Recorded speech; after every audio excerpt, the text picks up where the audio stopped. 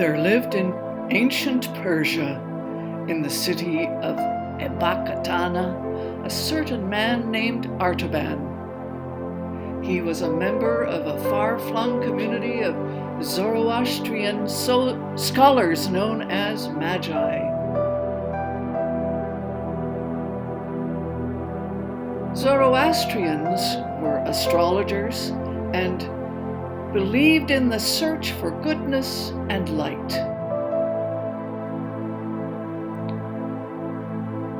Artaban tells his fellow Magi that soon he will join 3 other Magi, and together they will search for the promised one to be born King of Israel. Selling his possessions, Artaban bought 3 jewels, a sapphire, a ruby, and a pearl. He would carry them as tribute to the king.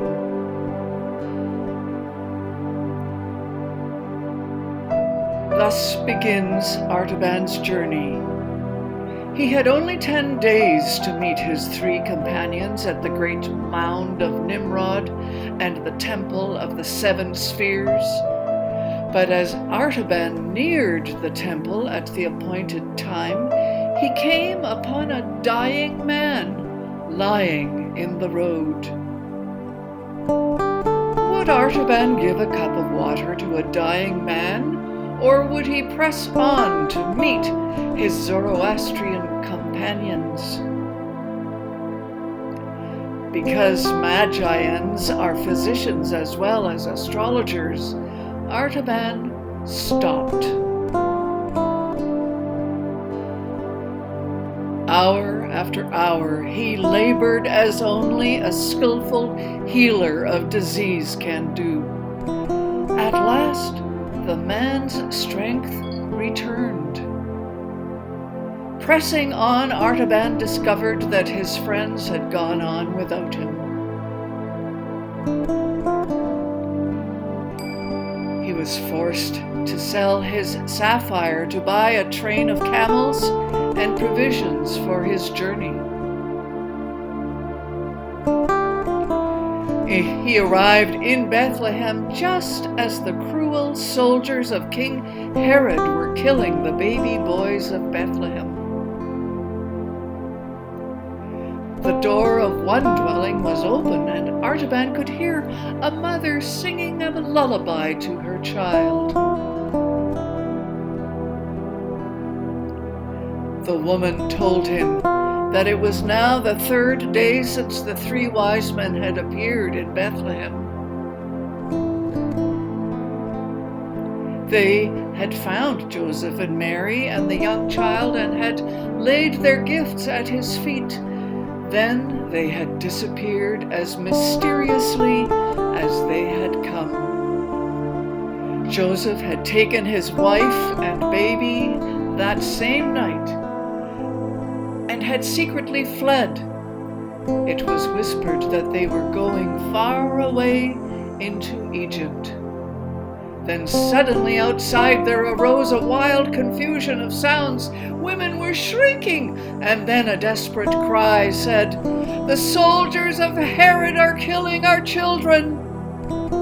Artaban went to the doorway and found a band of soldiers came hurrying down the street with dripping swords and bloody hands. The captain approached the door, and Artaban stopped and gave him the ruby and requested to leave the mother and the baby alive. Then Artaban, still following the king, went on into Egypt, seeking everywhere for traces of the little family that had fled before him from Bethlehem. For 33 years, Artaban continued looking for the king, spending his years helping the poor and dying, before at last coming to Jerusalem. There was a great commotion in Jerusalem.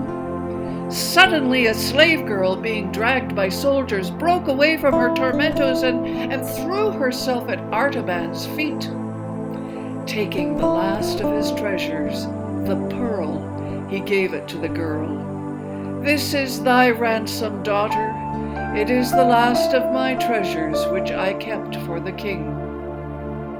While Artaban spoke, a powerful earthquake shook the city, and he was struck on the head by a roof tile.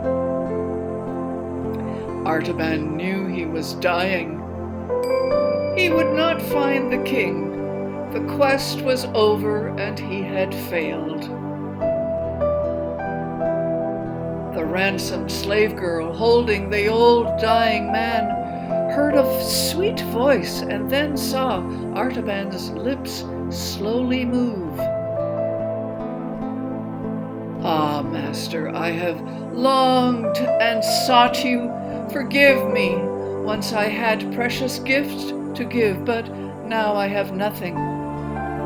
"Artaban," Jesus said, "you've already given your gift to me." "I don't understand." But the unmistakable voice came again, and the maid heard it clearly. "When I was hungry, you gave me to eat. When I was thirsty, you gave me to drink.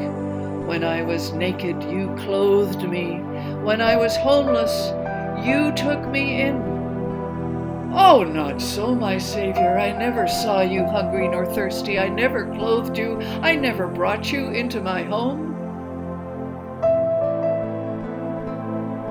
33 years have I looked for you, but I have never seen your face nor ministered to you, my King.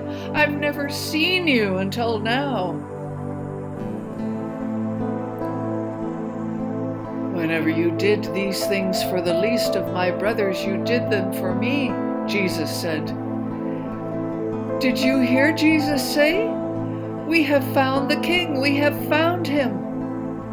A long breath of relief exhaled gently from Artaban's lips, because his journey was ended. His treasures were accepted. The other wise man had finally found the king. The king will reply, "I tell you the truth. Whatever you did for one of the least of these, my brothers of mine, you did it for me."